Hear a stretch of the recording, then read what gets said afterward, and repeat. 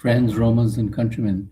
We are going live. This is the aaronzero show with our program Today's Noise and all the noise you never want to hear. What have we got today? Not much to talk about, except a bombing campaign on Iran. And who would have thought it would have come to this? But I had a feeling that it would come to this before when Mr. Trump was giving very negative noises regarding Mr. Khamenei.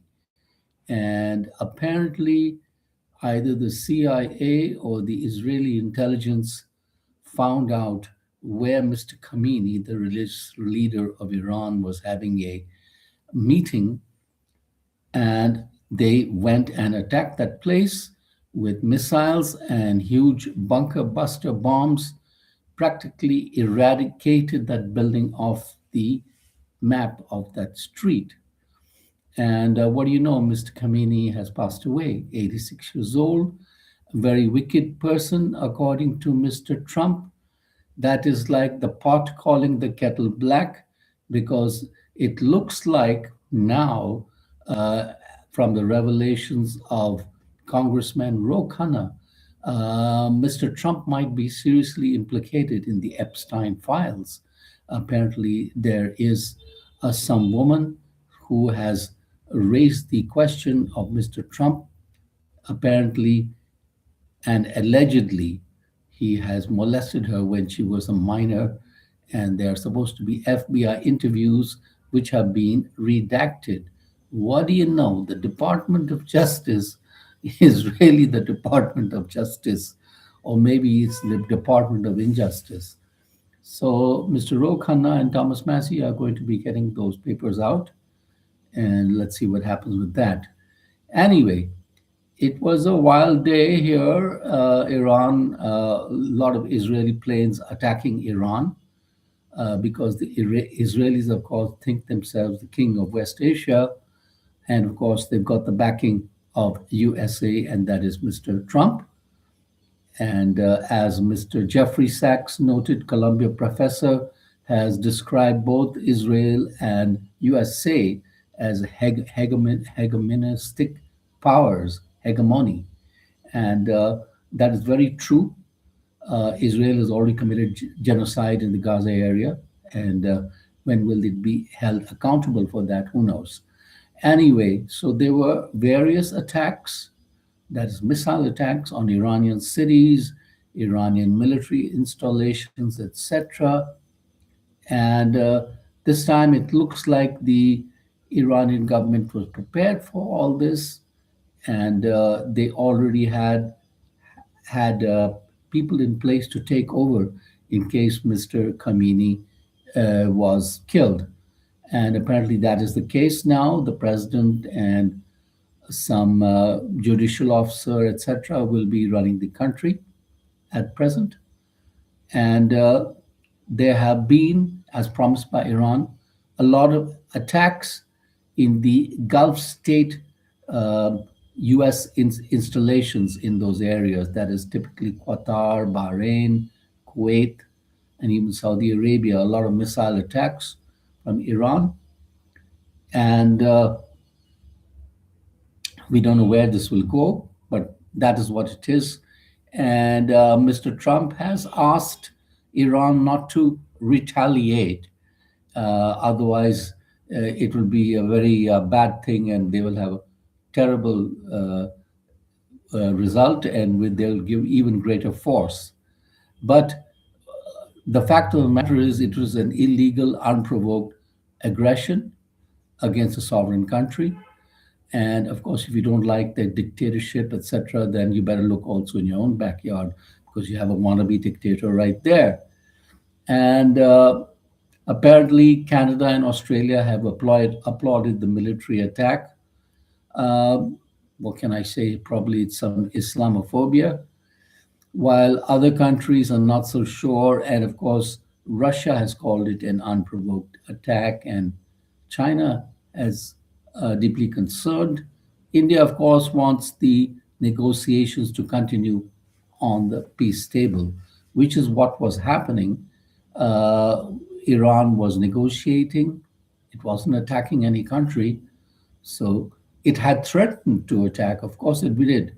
But then, can you blame them when they were unilaterally attacked by Israel earlier and USA earlier, unilaterally attacked? So if you're unilaterally attacking a country, how can you expect them to keep quiet? I mean, with bombs and missiles, and you will tell them what to do. No sovereign country wants that. They want to enrich their uranium for whatever reason, but they can't have it. And that too, the USA tells them, the USA, which has 5,000 nuclear bombs, they're very scared of Iran. Iran doesn't even have one. And what about Israel? Israel has probably close to 100 nuclear bombs or somewhere in that range, all provided by Uncle Sam or whatever. And as Professor Jeffrey Sachs says, it is all due to the Zionist lobby in the Congress area that is responsible for this and for okaying the attack on Iran.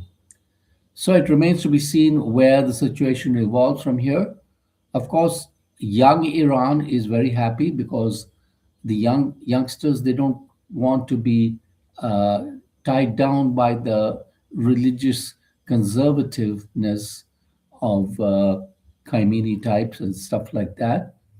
And of course, earlier when there were protests against the Iranian regime, and the young lady Masa Kamini was killed in the jail, and I mean for not wearing the hijab properly or something like that. So, of course, the young people in Iran and outside are celebrating. It is the older guard who is not celebrating, and of course, the Shia Muslims, because Iran is primarily a Shia Muslim country. They are mourning the passing away of Khamenei, especially even here in, I believe, in Jammu and Kashmir. There were people who were out in the streets protesting against USA and Israel. And of course, the people of Jammu and Kashmir need to remember they are part of India and not part of Iran or Israel, I mean, one of those Muslim countries. That's something they conveniently forget time and again. So, this is the situation we are led to now, a chaotic situation.